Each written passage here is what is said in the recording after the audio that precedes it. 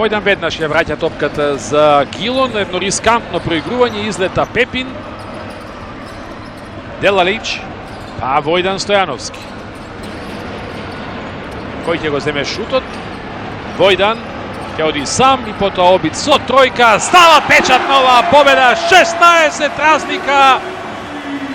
Езонреден триумф, 85-69.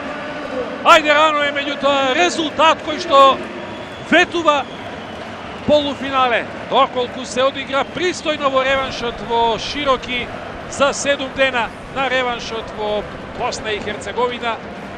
Ако се знае дека досега ниту една Широки не го победи Лемсете повисоко од 12 разлика.